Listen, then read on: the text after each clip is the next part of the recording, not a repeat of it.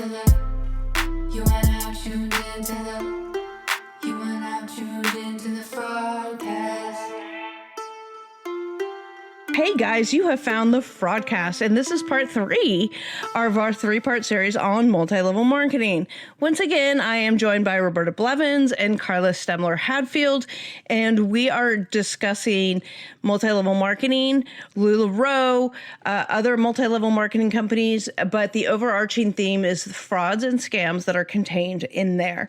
If you missed the first 2 parts, you can find them wherever you listen to podcasts. In part 1, we focus on MLMs in general, and part 2 was all about LuLaRoe and the documentaries that both Carla and Roberta have appeared in.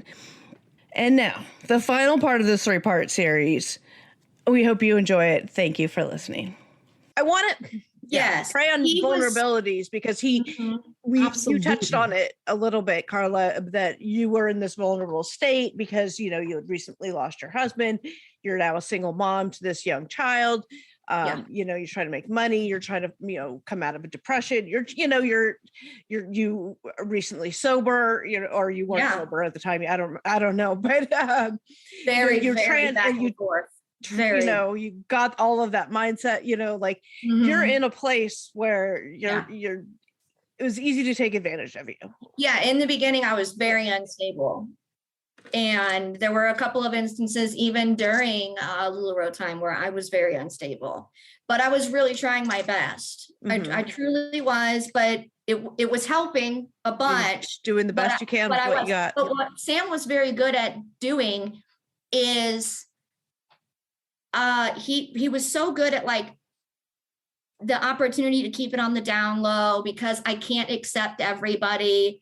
And looking back, it encouraged us to not talk to other people about it. Don't mention the farm though, because I don't have any space left. And it was always some other kind of thing. So, and by that point, he'd groomed you into thinking he was your best friend. Yeah. And your best friend would never do that to you. And let me also add what is so important and why I have fought this for 4 long years. It'll be 4 years next month when I found out everything was fake. 4 years is because he convinced me to pull off accounts left by my late husband and meant for Pearson's future. Mm-hmm. This fight hasn't been about me in so much as it's been about the memory of my late husband and my child and the struggles to put my life back together and get healthy again. It wasn't just one investment. It was a string of investments because then it went on to his tour with Wyclef. I helped book rooms. I helped get the RV. I mean, I felt this was your money that from accounts that, and you thought you were investing for a better future for Pearson because it just makes me so sick how he preyed on your desire to make a better life for Pearson because you had recently lost your husband. Like that kind of here's the thing. Preying on you. There's not a word sufficient to describe how that makes me sick that he convinced you to do this. Yes. The thing is, he knew deeply how badly I wanted to make right the previous 3-ish years. Right. I know that. I know that feeling well. I wanted to put money back where it was supposed to be. He preyed on my recovery. He preyed on my mom guilt, and he preyed on the grief of my late husband as well. All 3 of those factors were huge. And I was very, very, very involved in their world, in their tour. I was there.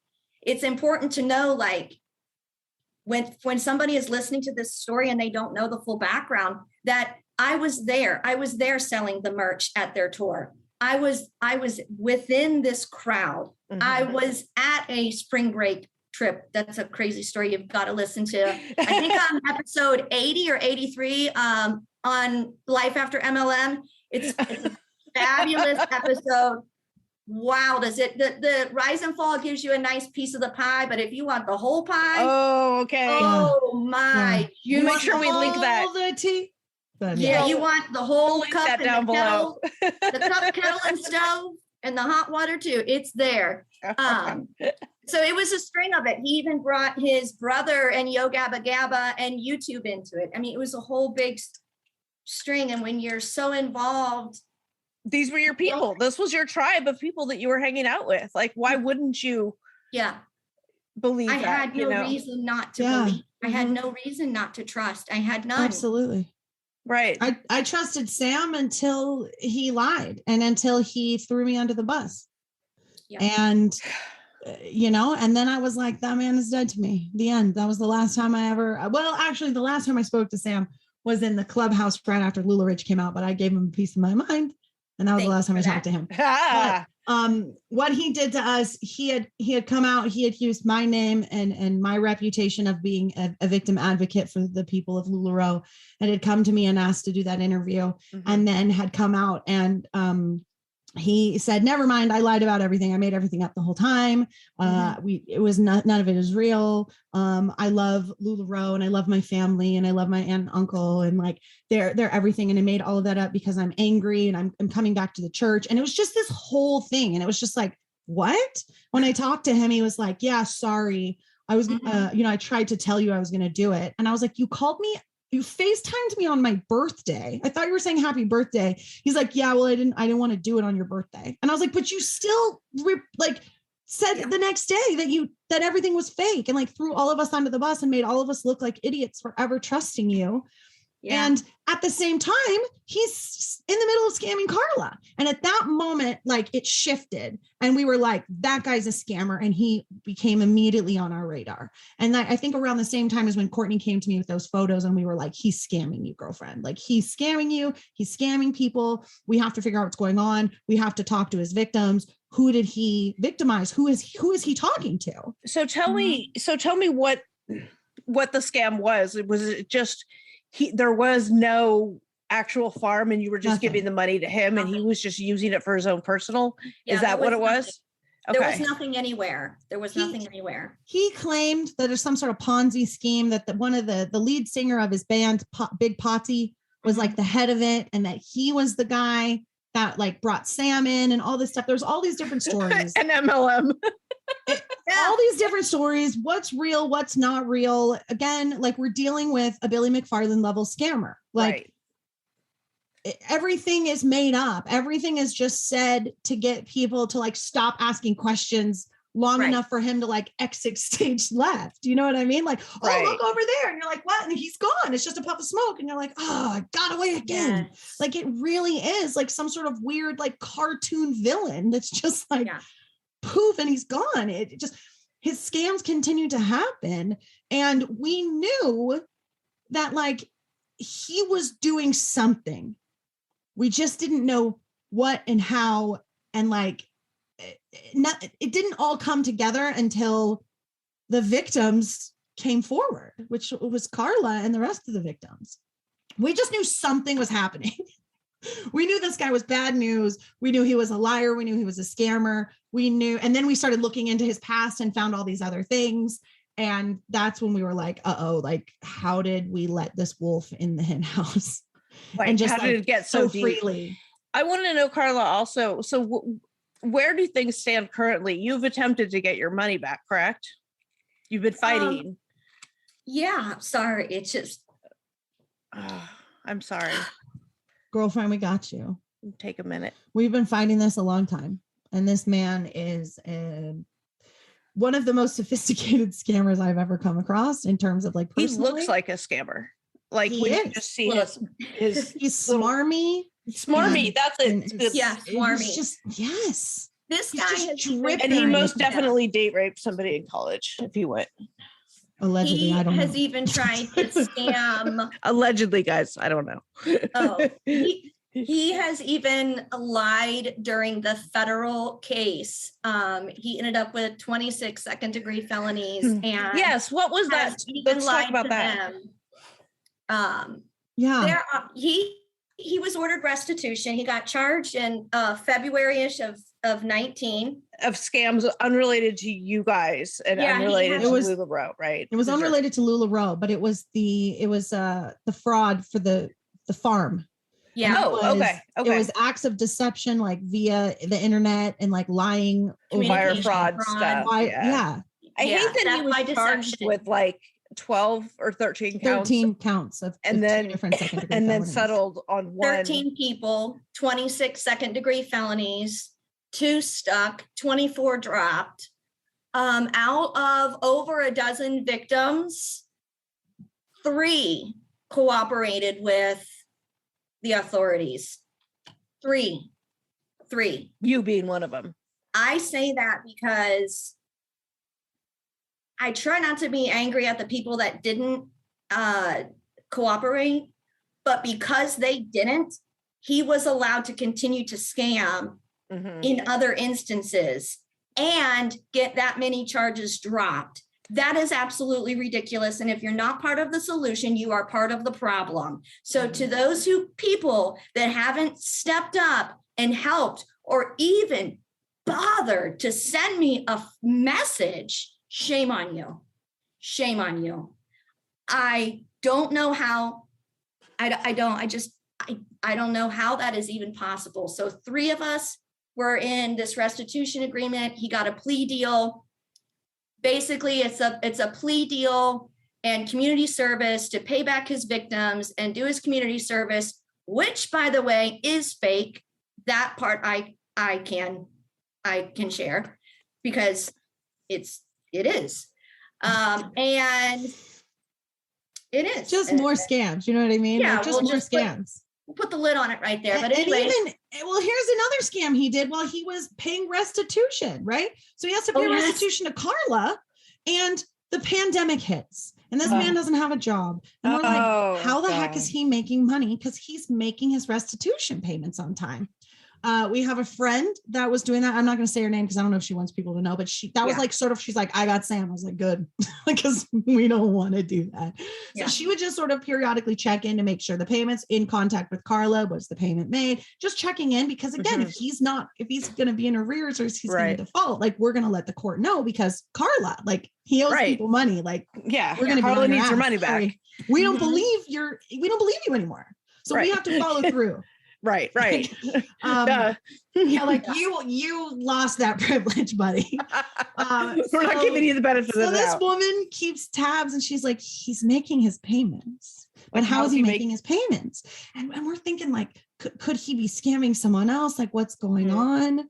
I don't know how much of this is out there. So I'll just say allegedly what we think happened is that he was opening up credit cards in his wife's name and getting cash advances and paying his restitution payments on cash advances without her knowing. Well, he did take out a loan in her name, run up all the credit cards, drain the bank account down to $500 and left her with all of the kids and went out to like California for his parents' anniversary or something. And then the story goes on from there. But there was also, is he still together with her? Yeah, they had another baby actually. Yeah, they had another baby. Logically. But after that, why wouldn't you? Roberta, remember the gentleman that they adopted from their church that they were taking care of this man? That's who we thought maybe that he was taking money from that man as well. Oh. He was living in their house, one of the Jersey houses, and they took in this man from church. And yes, they were his guardians and all of that. So they probably got money, power of attorney and all. Oh, absolutely. God, that guy makes me sick. Yes, so I mean, I don't know what is and isn't confirmed, but these are all things that I've heard from multiple people, speaking of that, I posted on Instagram that we were going to be recording this. I posted, a little teaser type of thing. And somebody DM'd me in response to it saying, "Oh, I know, Sam, I was involved in a lot of this stuff. I'm happy to participate in because that's how you guess sometimes too." So I was like reading it and stuff, and she's like, I would love to see that. But it would have to be anonymous. She didn't want it. And I told her, I was like, well, I've got Carla and Roberta, so I think I'm good on this, episode, but thank you. But I have her information. I'll see if I can get permission to share it. Especially, I would be curious if it's a real account that you were actually speaking to. Huh. Interesting. That's what makes me very curious. I got a comment or someone told me something that maybe they had seen or something, but right after LuLaRich came out, there was somebody that was watching it, and this information traveled to me that this guy, random guy, was watching it, and he was like, holy shit, that guy owes me money. And it was Sam. And he's just randomly watching LuLaRich, and he just randomly is another one of Sam's like victims, like owes him money. And he was like, that guy owes me money. Really? Yeah. And it somehow like got to me. I don't know if it was a tweet or what, but it ended up in my inbox, and I was like, that's hilarious. Oh, wow. That's I was like, how far does this spider web like reach out? Well, that's, I want a documentary like the Tinder Swindler or the Anna Inventing Anna one that like on him, but honestly, I don't want to give him attention. So, You guys, let me tell you a little bit more about Care of. Care of is a subscription service that ships high quality, personalized vitamins, supplements, and powders conveniently to your door every month. Vitamins and supplements are not a one-size-fits-all, which is why Care of provides tailored guidance that evolves with you as your needs change. You take a short but in-depth quiz about your health goals and your lifestyle. You get personally tailored recommendations based on your answers. You can stick with what Care of recommends or change up your pack at any time. What's really cool too is the personalized packs. These little personalized packs you get with your name on them and stuff are made from plant-based compostable film. And their products are made from good-for-you, clean ingredients that are backed by the latest science and research, so you can feel good about what you're putting in your body. I've been loving having Care of because I get to change up my protein powders as I need to, or if I get bored of one flavor. And I get these, I've been turned on to these great hydration packs to help just like boost my hydration intake, because I'm so bad about making sure I'm drinking all the water that I need to drink. So having extra hydration has been really helpful, and I didn't know about them before Care of. I mean, crazy, right? They recommended all of these great vitamins for me. They've been a great addition to my efforts to keep myself healthy. For 50% off your first Care of order, go to takecareof.com and enter code FRODCAST50. That's 50% off your first Care of order. Go to takecareof.com and enter code FRODCAST50. With Masterclass, you can learn from the world's best minds. Anytime, anywhere, and at your own pace. You can learn how to cook from Gordon Ramsay or improve your competition mindset skills with Serena Williams. With over 100 classes from a range of world-class instructors, that little thing that you've always wanted to do is closer than you think. So I recently started taking this class on storytelling taught by LeVar Burton. Now, I took it because it's LeVar Burton, and I would listen to him read from a dictionary if necessary, but I just love listening to him. And this class has been, it's been really cool. You've got stuff about like the importance of oral storytelling. You've got performative storytelling. He's got all kinds of things in here, and it has been fascinating. I just love the variety of topics and instructors that I can choose from. There's so many, I don't even know what to choose next. So I highly recommend you check it out. Get unlimited access to every masterclass. And as a Fraudcast listener, you get 15% off an annual membership. Go to masterclass.com/fraudcast now. That's masterclass.com/fraudcast for 15% off masterclass. Some of the rise and fall of LuLaRoe, the experience, I feel like more people would benefit from seeing more about the topic of what happened to me and in pulling that from it, because it was a very good portion of the pie. But he has done so much that expands that world broad, of a very broad base of that goes out people. into its own world, completely separate from the LuLaRoe There's hundreds. stuff. Yeah, so I would be interested in that. But let's get back to LuLaRoe. So you guys are in it. Carla, you're like in it. You're traveling with the band. You're doing all this, Roberta, you're flourishing. You're making your ranks. All of this stuff is happening. at what point was it Sam's frauding and scamming that did it, or what was your trigger point that made you change your mind and go, oh shit, maybe I should ask some questions? Like, what was it that happened? Was it the change in compensation structure, the refund, debacle? There were a lot of red flags the whole time. And, if you're wearing rose-colored glasses, you're not going to see them. So I missed most of the red flags, but there always was like a little seed planted every time. Like, that's weird. That's odd. And it wasn't enough. It wasn't until there were enough red flags that I could put it together and see like the whole puzzle. And I was like, this is fishy. This is weird. Why? Like, my mental health was being affected. I was tired. I was angry. I didn't recognize myself. I was overworked and underpaid at this point. I'm going, what is going on? Like, I'm being lied to and gaslit constantly, but I didn't know, and love bombed. I didn't know what any of these terms were. And I didn't know that these were things. I just was like, I don't understand. One day they're mad and the next day they love me and the next day like this. And then one blocked me and then one got mad at me. I don't understand. And I'm freaking out. I'm having panic attacks. I'd never had them before. I'm having anxiety attacks I've never experienced. And I'm just like, what is happening? And just you're not making full-time pay on part-time work. Not anymore. Not anymore, girl. You know what I mean? And it was just like, ugh, what is going on? And I knew that I just needed to take a break because it was coming in everywhere. Because they knew that they were losing their grip. And so they were coming even harder. And I didn't realize that's what was happening. But I just was like, I need to take a break. And I sat down and I watched a DVR episode of Scientology in the aftermath of Leah Remini and Mike Rinder. And it was a reunion episode, and everybody was there. And everybody was giving examples of things that had happened to them. And I'm sitting there crying, these just hot, fat tears just rolling down my face. I cannot control them. And I'm just like, I'm in a cult. I had an example for everything. It wasn't the same. I didn't get beat with reeds like down by the river or anything like that. But like, they forced to have sex with the founder. Right. Yeah. There wasn't anything gross. There wasn't anything like that for me. But like, at the same time, I was like, I was controlled that way.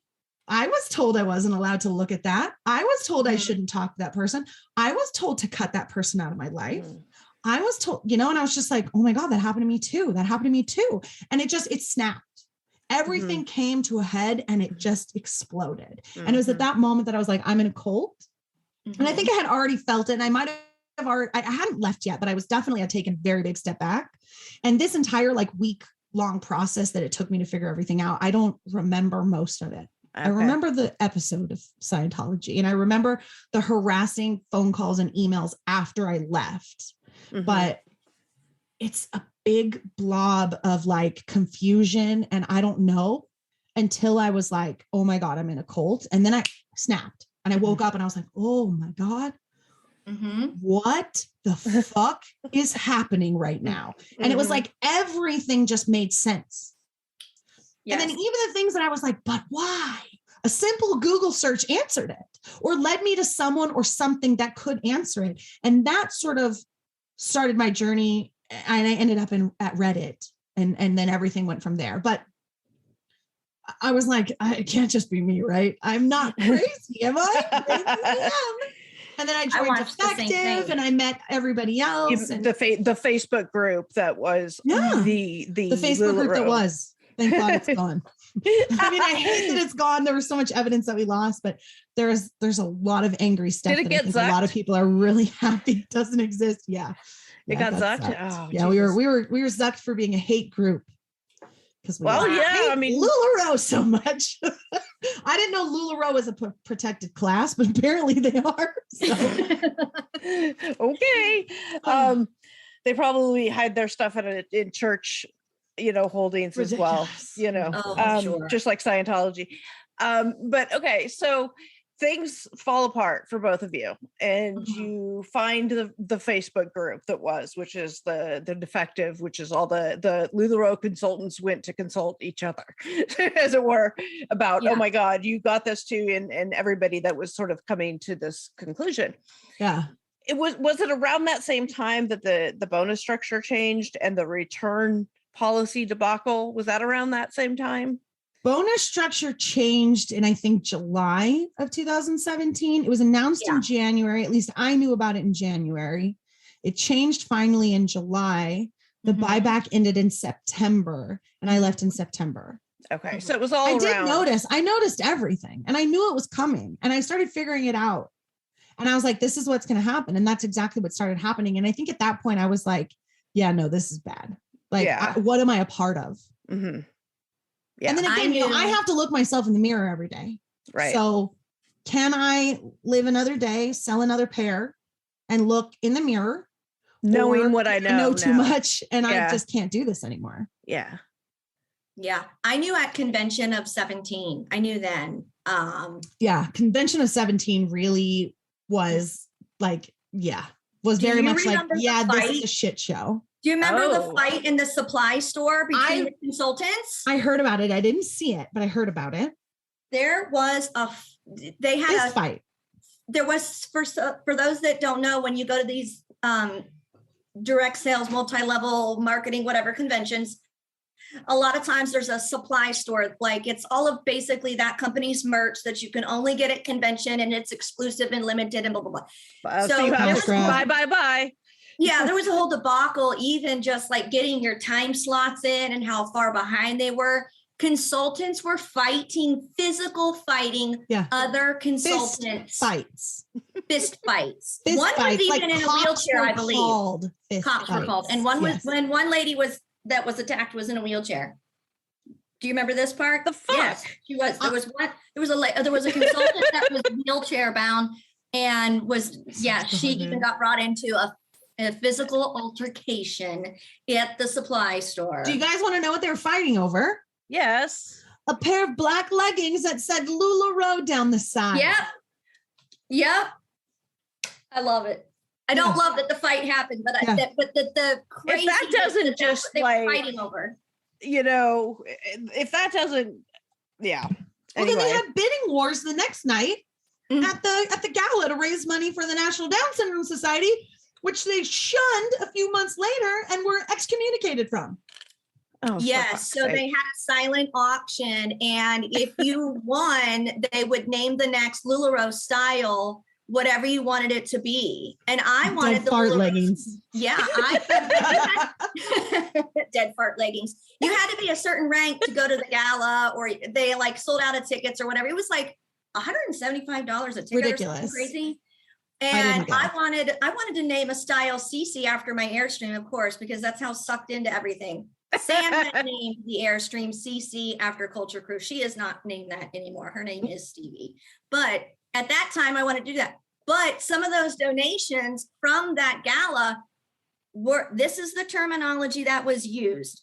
Oh, you don't make out your check to the Down Syndrome Society or LuLaRoe. It's funneled through this other person's name. Through PayPal. So how much actually got to the charity? They claim they raised over $1 million. They may have raised 3 and pocketed the 2. I'm telling you what, it was shady, and I know there was money in closets. It was very shady. I know there were everywhere. There were several people, including that's like Courtney, George Costanza donating to the Human Fund in your name. Yeah, a donation has been made in your name to the Human Fund. Courtney actually donated.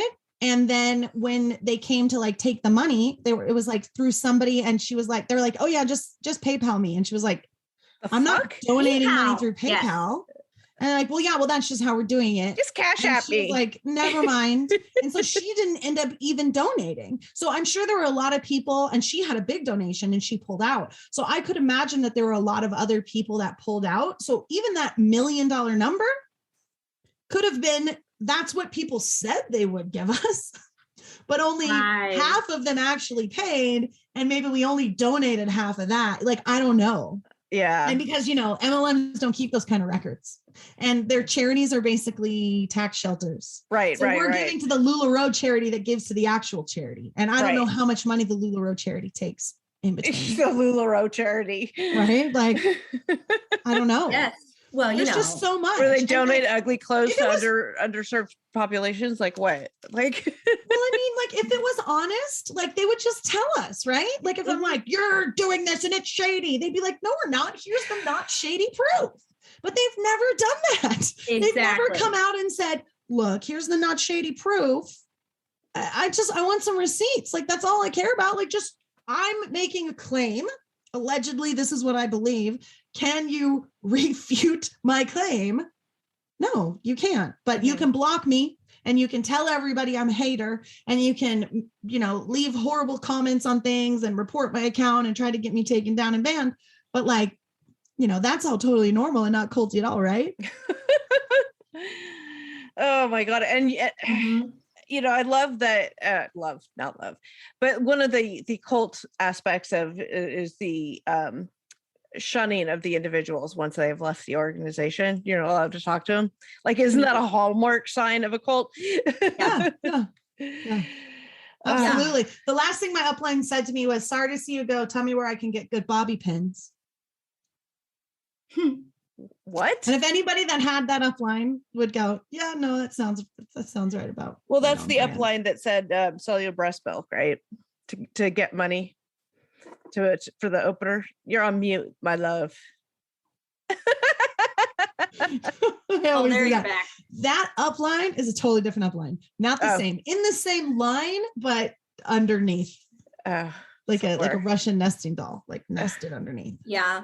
Yeah. And when I wanted to quit, so I joined it. I got my first box like July 16. And by that October, I had already seen it. I had seen just like a few things that didn't make sense to me, that like not every consultant had the exact same opportunity as the one sitting right next to you. Oh yeah. And if they truly wanted all of us to do well, then why don't I get some of whatever? If they're truly selling billions, why aren't they producing enough inventory that I can get it? And I was told by my upline, well, all I know is it would be a sad day if there was no LuLaRoe Carla Hadfield.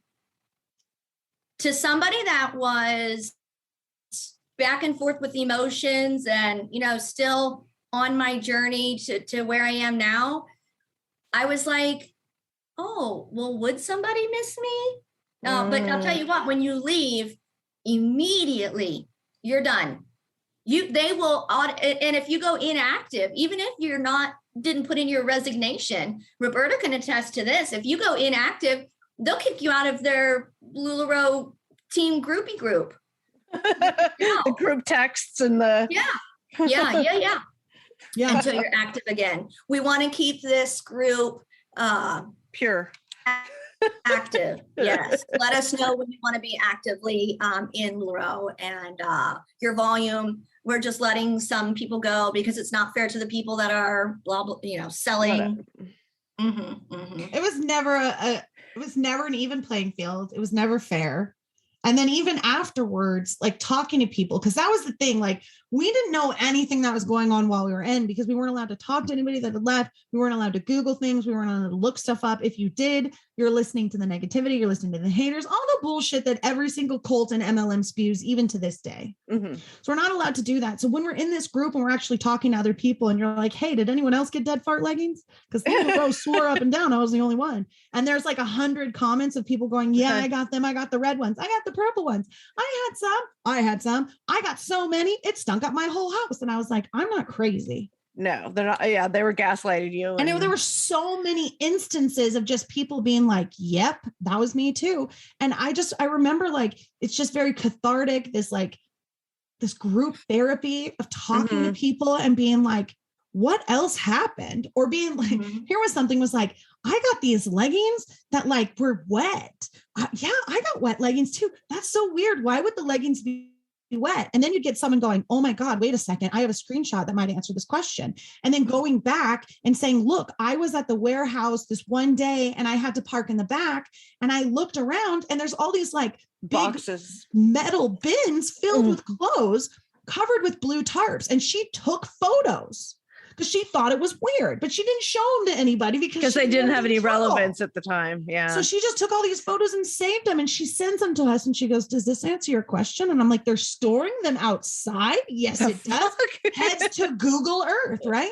And this is Becca and Heather. These are the other two people that were in the documentaries. They were also helping. We run to Google Earth. We type in the address. You look at the Google Earth images of LuLaRoe's warehouse. It's a sea of blue tarps in their back. Blue. Hundreds and hundreds and hundreds and hundreds of blue. We find a video of Mark talking about, "Oh yeah, we're so great. We're growing. LuLaRoe's growing so much. We've got so much inventory. We're sitting in the parking lot. We don't even know what to do with it." And I was like, we have proof of Mark saying he stores it in the parking lot.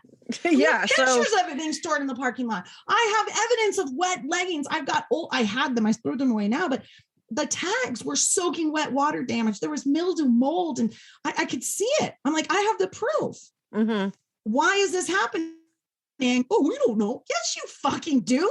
You admitted to it. You look at it outside. You ask Lachey. She goes, "Oh yeah, I saw them every single day. I didn't know that was not okay to do. They were wrapped. I thought they would be okay."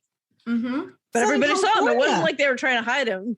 They weren't even hiding it. They were so blatant about their shit. So all the while telling you guys. Yes, but everything had an excuse. They weren't moldy and we're not going to take them back. Put them in the UPS's freezer to get rid of the smell before you Yes. sell them. Yeah. And then even after LuLaRich came out, and then finally there's national attention to me talking about the funk of stench of these, like the bog of eternal stench. It's like from the labyrinth.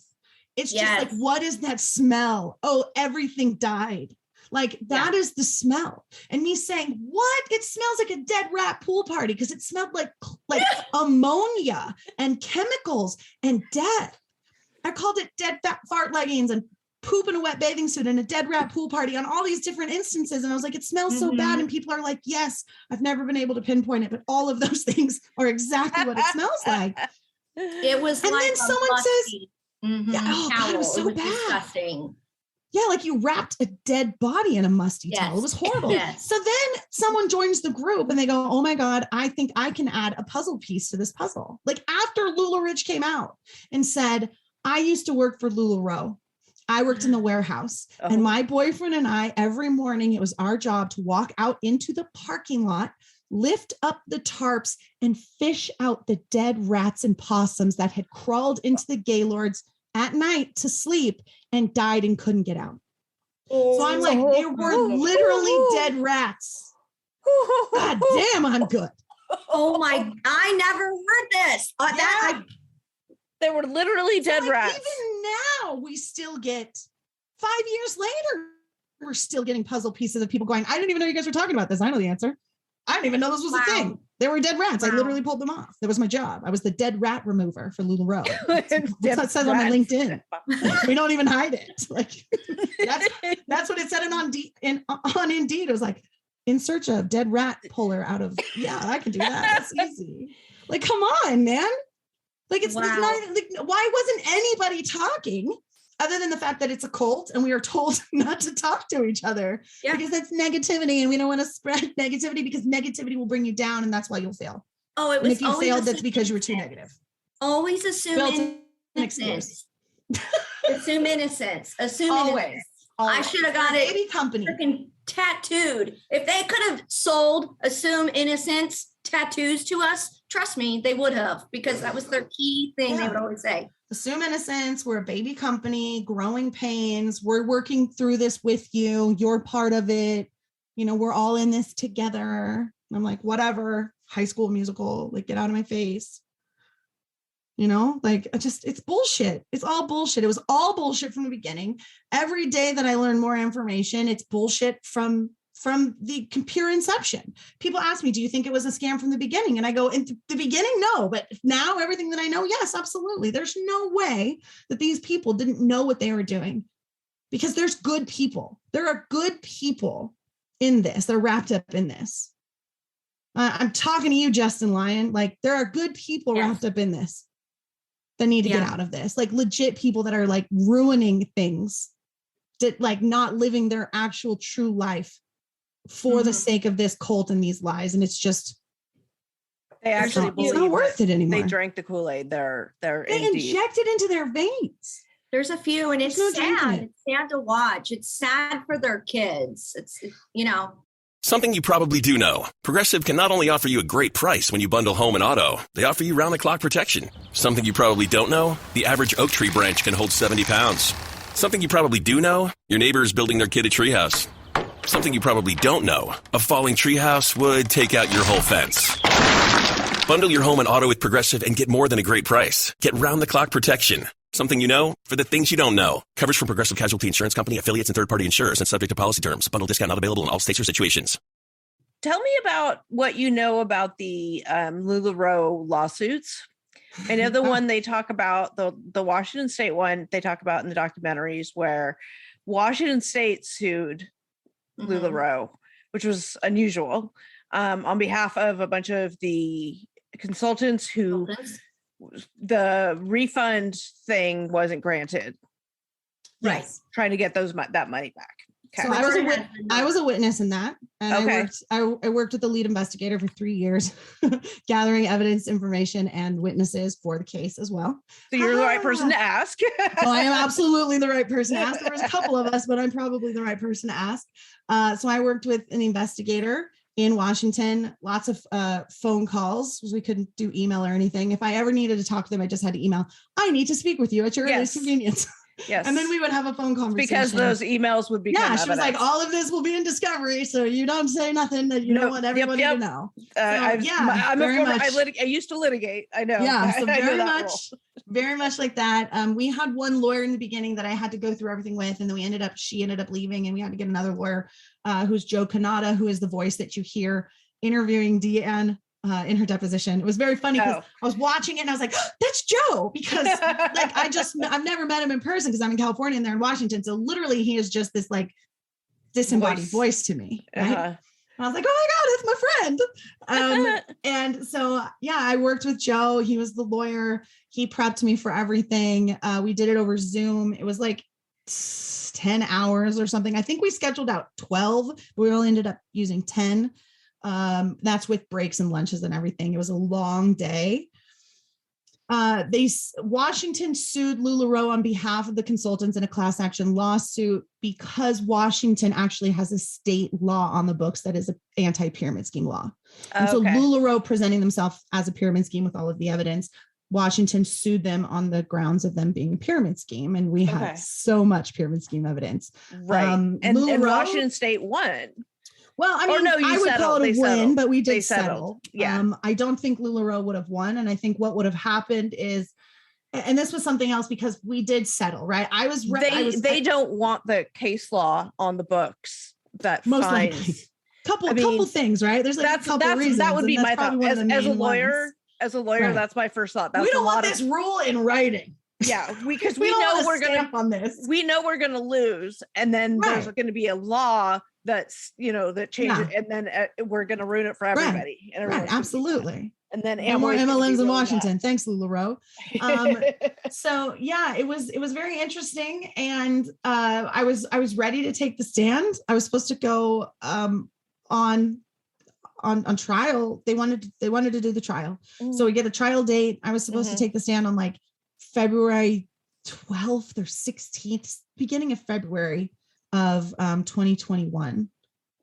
And was it 2021? I think it was. Yeah, it was, because we were 1 year into the pandemic.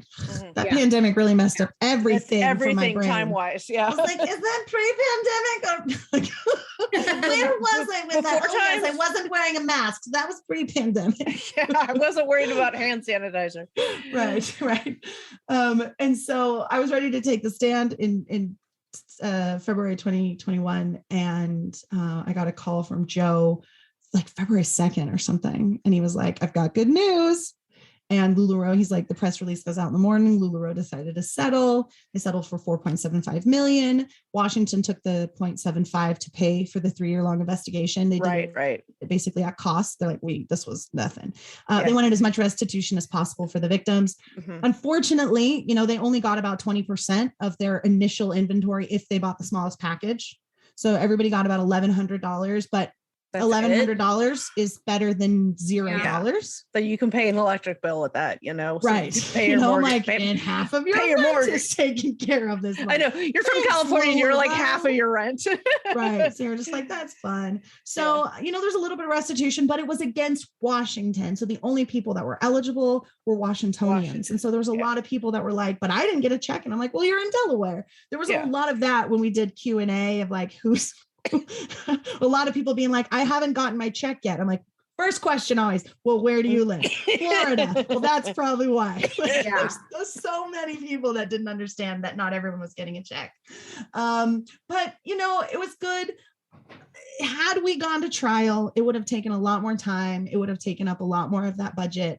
And even if we had won more money, there's no promise that the restitution would have been more or that anything would have even happened. And so I feel like in this, it was a win because they admitted that they're a pyramid scheme and we're just going to pay this fee to have it go away. It all helps. It's all building blocks towards. Right. And it's all baby steps and nothing is ever going to be set in stone tomorrow, right? Like everything is always going to be a baby step. And that's something with the advocacy, even outside in the anti-MLM community. It's like, everything is just a baby step, like the FTC stepping in a little bit more. That's great. That's a baby step. That's one step closer to better regulation, one step closer to maybe helping someone else or someone else not getting sucked into something because we helped with regulation. So everything, just a little bit at a time, nothing happens overnight. It is I've been doing this for years. I've been doing this since 2017. Well, where do things stand now with, LuLaRoe is still in operation, although they have slashed their opener. I think it's $4.99 now. Yeah. Inventory thing. There are people still with them. There was a mass exodus of consultants, obviously. Yeah. Where do things stand? You do all of this anti-MLM advocacy, and I'm interested in you were just talking about the FTC and things in these baby steps that are happening. What do you do? What do you do, Roberta? What do you do to help people get out of this cult, basically, or any MLM? You have this TikTok channel, you have a YouTube channel. You're trying to educate people on MLMs and also to help them out, like like escaping polygamy or something. That's kind of what I feel like you are, right? Like you're on that escaping fence MLM. Line. Absolutely, you're on the fence line. I'm the fairy them. godmother, right? If I can't help you, I probably know who can, and I can get you connected with them pretty quickly. Yeah. So you have this podcast, you have all of these things, and it's great. You help so many people. What kinds of resources and what kinds of things do you offer, and what do you do to help these people? If I were to come to you and say, I saw your TikTok and oh my God, I'm in a cult. Yeah. So first and foremost, I'm all about education, and I'm about compassionate education. A lot of the people that follow me are in MLMs. They're actively selling, recruiting, and getting bonus checks, and they're watching me. Sometimes they start watching me because they tell me that it was a really good lesson in what not to do.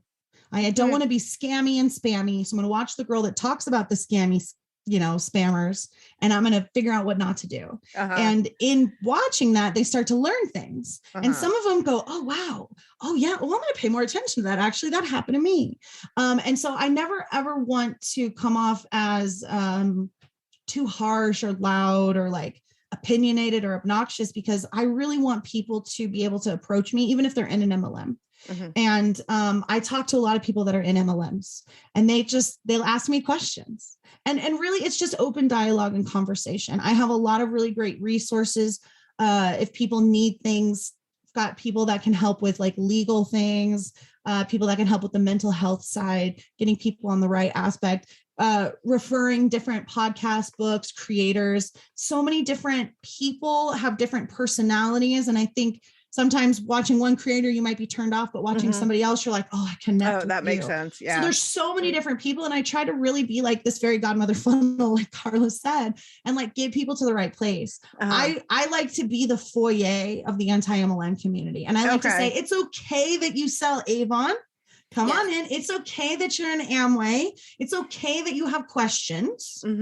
We just want to help answer those questions. If you're here to be mean and you're here to kind of troll, like we don't want you here, you can come back later. You're not a hater. We're not haters. We're not bullies. Right. We want We've to been cause there. open dialogue. And I've talked to MLMers before and had conversations. And unfortunately, what happens is they'll ask me questions and I'll give them my opinion and my experience based on what I've seen and what I've been told. And I say, well, unfortunately, like this might be, I hope this is the outcome, but I need you to be prepared for this outcome. And they'll come back to me and they go, you literally predicted everything. Like, how did you know? Like everything you said was going to happen happened at the exact moment. Like you said this would happen. And then if I said this, that this would happen. And that's what happened. How do you know this? And a lot of times it's just really being a listening ear and letting people know that they're not alone and they're not dumb. And they're not stupid. They might be a little naive, but that's okay. Everyone is naive about things before they learn about them. And we do the best we can with what we've got at the time. You know, I firmly believe that. Absolutely. You know? And we make bad decisions. I mean, when we know better, we do $1 billion industry. Okay. It's not just me and Carla that are making mistakes here. Like, it affects so many people and across the world. And so I just knew when I left, and I'm sure Carla felt the same way, and most people that leave feel the same way. They leave and they go, I tried to do the good. I tried to see the good. I tried to find the good. People told me it was bad. I thought I could change it. I thought I could make it better. I thought I could add my spin and make it different and make it good. But you were right. They're all the same. And I just want people to know that they're not alone in feeling that way. And that these are built systemically this way, and it's you're just a cog in the machine. They're designed to do this. Who you are, they're going to target anybody. They don't only target one group of people. They target everyone. But certain specific MLMs will target certain specific types of people, or groups of people, or even races, ethnicities, cultures of people. Affinity fraud in churches. There's a lot in the Hispanic community with specific MLMs, a lot in the African-American community with specific MLMs. You're going to get that in the military spouses, like you talked about, just even in the stay-at-home mom Facebook groups. So there's an MLM for every single vulnerable group of people. And you just got to be aware. And that's another thing is I educate to bring awareness, and I want you to be self-aware. I want you to go, wait a second. Roberta said on the last podcast, that word's kind of a red flag. And they're saying it a lot. I'm going to do some deep dive. And she told me the first thing we look for is an income disclosure statement, and they don't even have it. And that's another red flag. Like, that's what I feel like I want people to do. And then continue that. And then, you tell 2 people and tell them to tell 2 people. And it just keeps going from there. And then everybody knows eventually. And we stop falling for pyramid schemes. So you're using a pyramid scheme sort of I'm going to take it back thematically to educate against pyramid schemes. I mean, John Oliver started it and I'm continuing it. Like, I'm just going to keep going. Tell your friends and then tell your friends to tell their friends. If somebody purchases items from a friend or a coworker or family member, that are MLM products, are they enablers to the system? Should they feel guilty if I go and purchase some Zaya leggings because they really suck in my stomach? You don't have to buy Zaya. You can go to, there's another website called Love Her Shop. And they're the exact you have same that leggings. link on Amazon that has all the dupes. I do have an Amazon dupe link, and I add those periodically as I find them. I forgot about that. That's a great thing. So those are the Love Her Shop leggings are almost exact dupes of the Zaya leggings. So if you for like less than half price, that will all be linked because that is an amazing resource. Anyway, absolutely. And if anybody has them, let me know. I'll add even more. I would say that you have been conditioned to believe that by purchasing an MLM product, you are helping your friend. And you are not. You are giving them a false sense of security because your warm market's going to help you for the beginning, right? Your friends are going to help you in the beginning. So you're going to support your friend in the beginning when it's new and fresh and she's got all that dopamine and she's going to invest a lot more time, energy, get that sunk cost even deeper and bigger. Because you're supporting her in the beginning, right? And she's like, oh my God, it's so easy. Like all the stuff I sold, but it's just your friend supporting. So when she actually gets thrown out into the real world and has to Mhm. find like actual random strangers and there isn't anybody, but she's now invested so much because the last 3 months she's like been hitting her goal and like, I thought I can continue to hit my goal, but like you're creating a false sense of security because she's relying on her warm market because that's what MLMs teach you to do. Mm-hmm. And then when your warm market dries up and you come to the MLM and you're like, but, and they go, well, you're not working hard enough. Right. Go out and get 100 no's. It's 100 no's per yes. We're like, well, no one told me that. When I was saying, just message your mom.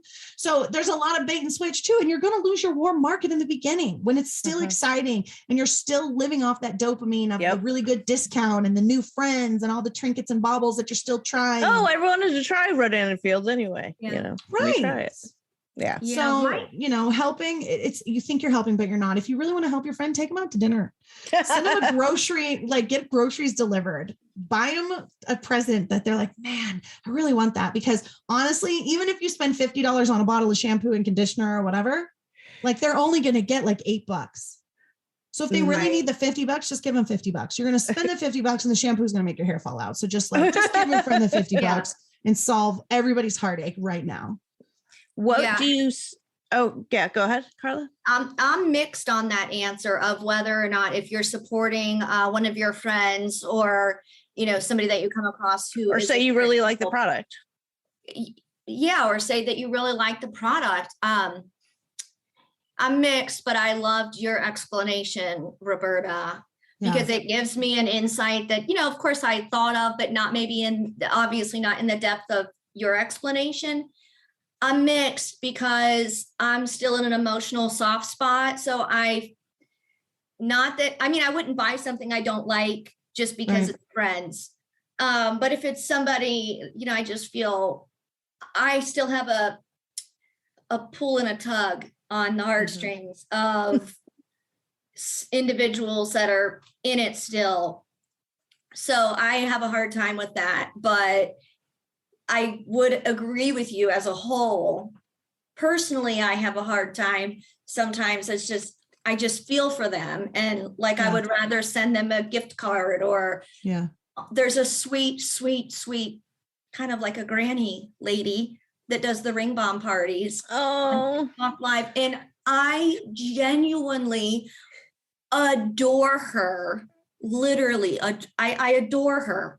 I'm thinking, and you're just like grandma on, you know, living on Social Security, sweet voice, kind lady, genuinely came across her. It's things like that where, you know, it's like, look at this sweet lady. Like, what else is she going to go and do? And so, but you're right in the sense that it is enabling them and giving them a false hope that this is going to continue and be substantial longer term, in which we all know that the MLMs are not substantial long term. Right. So it's hard. It's hard for me. It's a real hard 50-50. Yeah, you really want to support, but I see both sides of it. Yeah, I absolutely do. It's hard. Another question is, what do you say to the person who says, my company's different? My MLM is different. Usually what I say is, no, it's not. You know, oftentimes someone will say it's different. I ask them why. And they have what kind of answers do you get to that? Why? Well, you know, why it's like different? They're all ridiculous MLM things that they've been taught. Like, my MLM is different because it's not a pyramid scheme, because I can outrank my sponsor. I can outrank the person that brought me in. So if I can pass the top of my pyramid, how's that a pyramid? And I was like, okay, well, you're completely missing the point of everything, but okay. Geometry. And sometimes it's that, right? Sometimes it's that kind of stuff where it's like, I know I can't argue with this person and I don't really want to argue with this person. Sometimes I'm just like, okay, a lot of times what I tell people is, okay, well, stick around and learn something then, you know? Like, right. They're all learn the about same. the other ones. They all follow the Amway rules. They're all built the same. They all follow the same legal structure. The structure is the same. There's slight differences, but it's like building a Sims character, right? Like, one of them's got purple hair, one of them's got an eye patch. They're still Sims characters. They're the same. They have different personalities. They have different costumes and outfits, but at the root, it's the same. Yeah. And my answer to them when they say my MLM is different comes from more of a small business aspect of it. Cause I'm an impatient person and I tend to be more artsy and creative color wise and less numbers and facts wise. I want them to be successful immediately. So I start in with it is different. You're not making the profit margin you should. Please, if you ever have questions and you would like to sell things as a side hustle, I completely support that. It's good for everybody to have all different types of things in their life.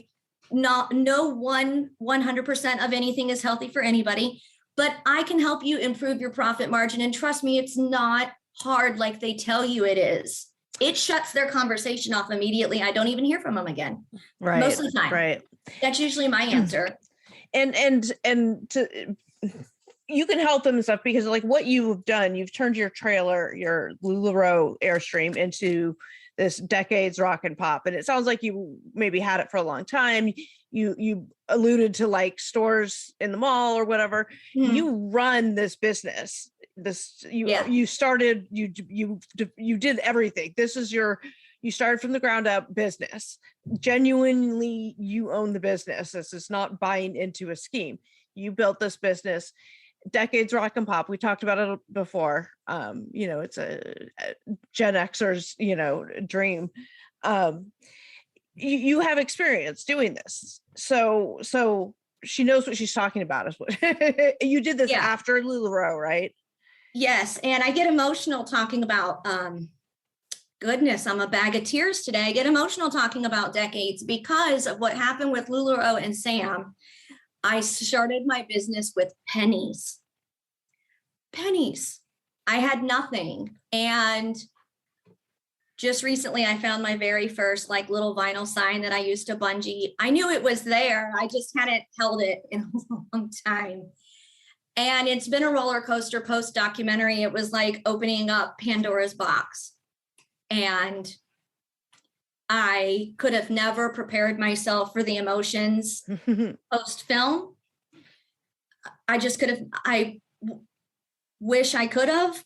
I wish there were more things in place for individuals who are victims with sensitive backgrounds, because I understand how people can spiral into deep depression after they've filmed and they've reopened whatever it might be that their subject matter is, because there's all kinds of documentaries.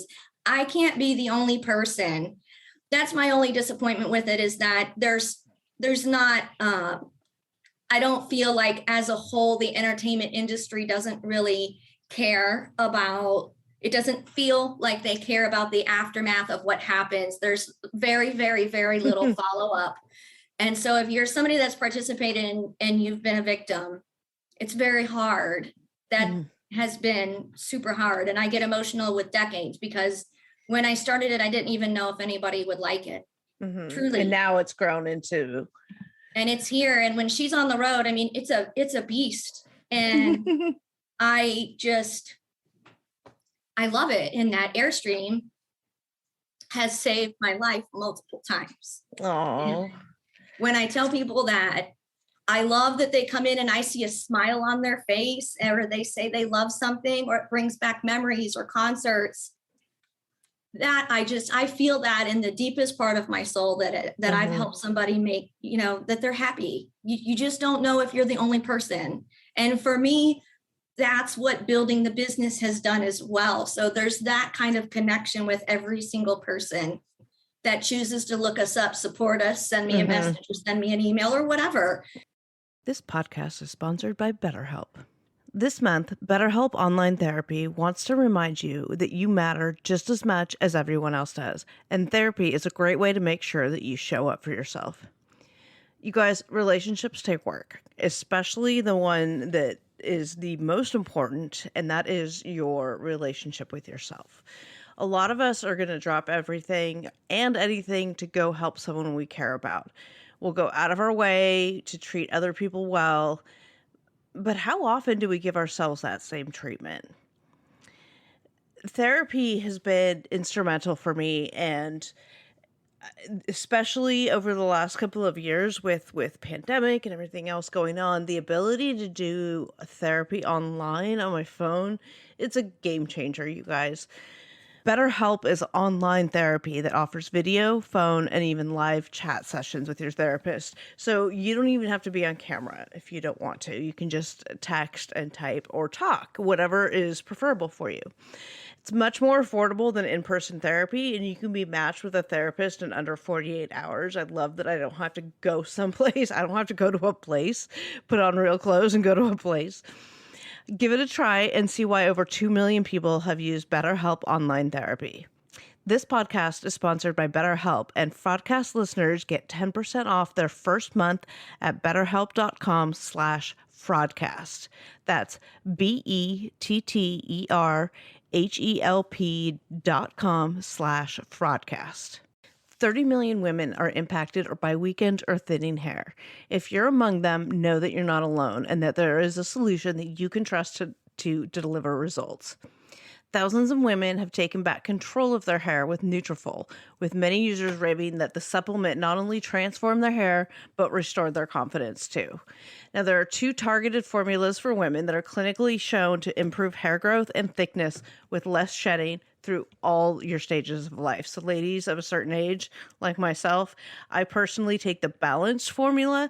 One of the things that I love is that it's just like, it's all natural ingredients, but there's clinical proof that it works, and it's great. In a clinical study, 86% of women reported improved hair growth after 6 months. More than 1,500 top doctors recommended Nutrafol as an effective and high-quality solution for healthier hair. You guys, this stuff really works. You can grow thicker, healthier hair and support our show by going to Nutrafol.com and entering the promo code FRAUDCAST to save $15 off your first month subscription.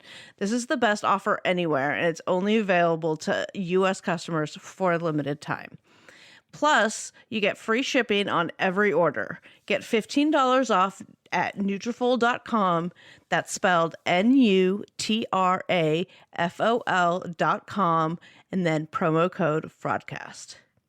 So that's a really good note to sort of wrap up on, is, you know, the positive that came from your experience with LuLaRoe. You know, it's been an emotional journey. It's been quite the financial journey. Lots of, emotional and personal growth. And I know, Roberta, we've talked about your advocacy work of what you're doing now and stuff. I'm going to pull Jerry Springer here and ask for your final thoughts. We've been talking for like, 3-4 hours, and this is going to end up being like a 3-parter or something, because there's just, I don't want to edit anything out because it's just such good information. If you've made it this far, congratulations. A lot of really, really good info in here. And we're going to list all of these resources down in the show notes. I'll post them all over my Instagram and everything like that too. But let's close out everything that we've talked about, with MLMs and LuLaRoe and whatever. What are your final thoughts, Roberta? I'm so happy with where the movement is going as an advocate and someone who really passionately cares so much about this. I never expected any of this to happen when I decided to sign up for LuLaRoe. And even doing the documentary and all of the opportunities that I've had, the success of the podcast, and people finding me and resonating with my content and connecting with me and really being able to create this amazing community, which was what I joined MLM in the first place, right? Like, I joined MLM to do this. So to be here now, excuse me, to be here now and to have this sort of be like a part-time job and like something that I actually am making money off of now, like with advertising and being able to do that, which is so wonderful because I'm able to bring education for free. Yeah. And to teach people and to entertain people. And, I joined MLM to make money and to be a boss babe. Right. And now I am this on the backside. I tell people, you're worth more, leave MLM. You're worth more than prison wages.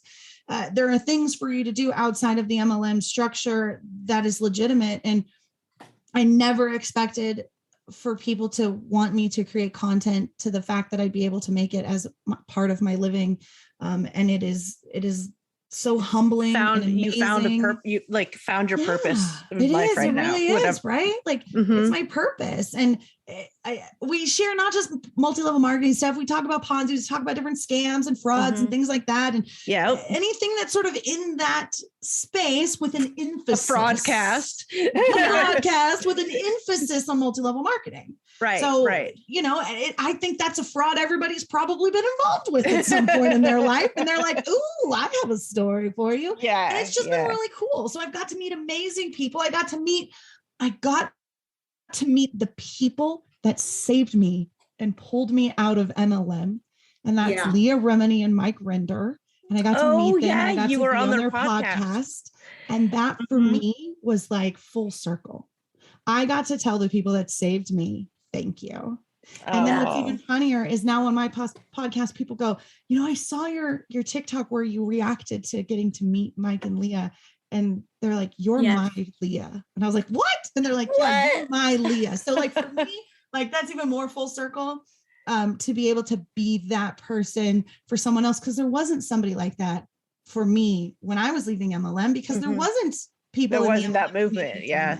Yeah. And so Leah pulled me out and I got to find my space in the cult and fraud space as the MLM cult and fraud girl, the dead fart leggings girl. And that's where I'm at. And it's like seriously been the coolest thing. I've met the coolest people and had amazing adventures and experiences. And I am just beyond thankful. And I hate to use the word blessed because it's like so triggering for hashtag blessed, hashtag because of LuLaRoe. Like I really do feel blessed. And it's hashtag because of Roberta, not hashtag because of LuLaRoe, because fuck because of Roberta. I love that. I love that. All right, Carla. Roberta, though, you are that person for me because of the strength that you have given me through this whole escapade. When we started to find out about everything being fake with Sam, it had a lot to do with some of my friends that were in the current, well, they're both current, the Rise and Fall and the Amazon LuLaRich one, both of them. And I can't say that I don't know if I would still be fighting today, Roberta, if it weren't for you guys. So as you give that analogy to Leah, I give it to you as well. And I nickname you the fairy godmother of anti-MLM, but you're like the fairy godmother of all fights that need to be fought by a woman that needs extra strength. And I really mean that. I love you to pieces. And I love you too. You have been instrumental in this. And if this whole situation, this fight that I've been fighting for so long wraps up, we're going to have the hugest party that has ever been created. In that Airstream. And I'm coming to it. You're going to drive that Airstream. Yes. Me and my Martinellis and my LaCroix, Right. And I do want to thank everybody that's listened. And I do especially those that have helped me stitch together since filming. I haven't shared much of how low emotionally things went, but it was hard and scary. And had I ever known when I joined an MLM that it would have just catapulted into this today, I would have never imagined in my wildest dreams that so much would have happened. I mean, there's some good, but there's more PTSD and trauma and more emotions. And I would love nothing but to be able to wrap this up in a box someday and just not have to fight so hard. Mm-hmm. So when people are listening and when people are supporting, it means a lot to me because it gives me hope that people believe in this fight. Mm-hmm. Sometimes more than what I do that particular day. Well, that's what the tribe, the community that you guys all talk about so much about. One of the things you loved about LuLaRoe or other MLMs, people loved the communities, by and large. There are obviously, Yeah. exceptions, but Yeah. and then I keep joking, hashtag because of LuLaRoe, but because you guys entered, I entered into this and then had it implode and all the stuff that happened. But look at what's come out of it as something beautiful, all these friendships and all this help that you're in finding your passion, and you and your Airstream with your memorabilia and shirts and things like that. And there's just a lot of actual beauty that came out of this. So and There is. I could talk for hours with you guys. I mean, in fact, we have quite literally. It's been super fun. It's I super love fun. I'll definitely have to have you guys back. Yeah, anytime. Maybe we'll do some Facebook or Instagram live Q&A type of thing. Oh, I would love that. We love that. Because and you can come on my show too if you want. Yes. We can talk frauds and scams on that side. I would love to talk about some of the fraudy, scammy things I see on 90 Day. Yes, as a super fan, bringing it back full circle to the Fraudcast. Yes, right back to the Fraudcast. There were things I saw in this season. I was screaming from my couch, and that's you how and everybody else. Yeah. Yes. Yeah. Yeah. So there's some victims in there, most definitely, all casts. Yeah, we talk about on this latest episode of the Fraudcast that just dropped Friday. I've never seen 90 Day Fiance. Oh my God. Oh, Roberta. So obsessed with the ultimatum right now. Okay. Then you will love 90 Day. Like it's Yeah, the you would same love it. crowd. It's the same Absolutely crowd. love it. Will it make me feel better about myself? You need to start listening to the Fraudcast because like we've been talking about, like we're going to start talking about other shows. Okay. Anna and I are. Yeah. So we were talking Well, the if you ultimatum. ever We need talked a guest this star to last talk about the episode. ultimatum. This last episode, we talked a bunch about the ultimatum. So maybe we'll cover Can I it. just say, like, my favorite thing about the ultimatum is how much they talk about boners. It's the weirdest thing ever. Okay, now I have to Why look are it we up. talking about this It's on again? Netflix. It's amazing. And Oh I my talk God. about if we talked about it on this most recent episode of the Fraudcast, but I Okay. think there's spoilers. So don't listen to the end of that until you've Okay. watched. But the Ultimatum boner is talk, super it's the- bingeable. I so think much I boner did see talk. that. It's on I think I- Netflix. That's your yeah. Friday night entertainment. And Roberta, you need to watch 90 Day Fiance season 2 or Okay. Before the 90 Days season 1. Okay. Yeah. I Tell think me I the saw good the stuff to ultimatum. watch. Yeah, Yeah, that's what in I'm the- telling you. I wrote an Yeah. article about it. I ranked them. I ranked them in I'll order. And start the number there. 1 season is 90 Day Mhm. season 2. Okay. Mhm. And then Before the 90 Days season 1. Because I was also a very big Love is Blind season 2 fan. Yeah. Not so much Married season at 1. I First mean, it was Sight. okay, but season 2 was just Okay, like, what? go to either one Yeah. of those two. All right. But I probably go to Before the 90 Days. That one's probably Okay. a little messier All for right. you. Yeah. Okay. I like to feel better about myself. I like to go, oh, okay, Yeah. well, at least I don't do that. Yeah. Right. I like Married That's at how I First feel Sight about too.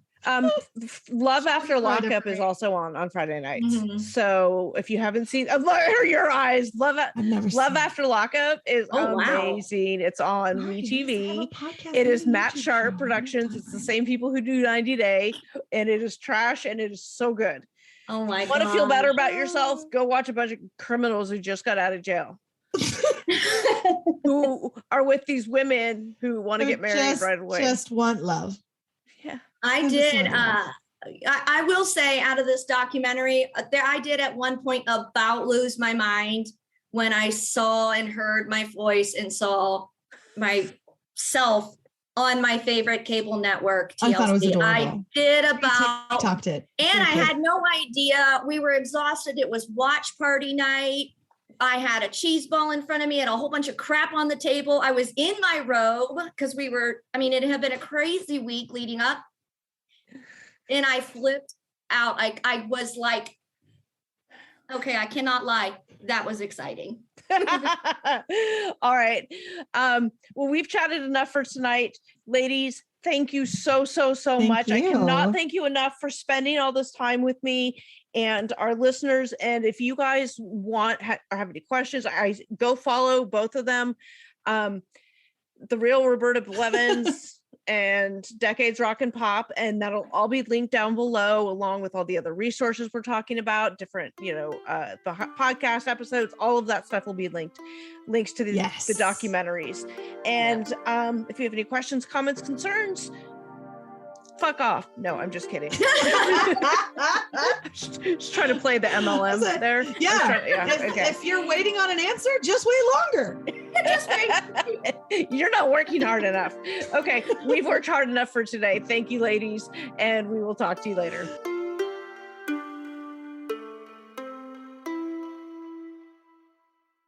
Something you probably do know. Progressive can not only offer you a great price when you bundle home and auto, they offer you round-the-clock protection. Something you probably don't know, the average oak tree branch can hold 70 pounds. Something you probably do know, your neighbor is building their kid a treehouse.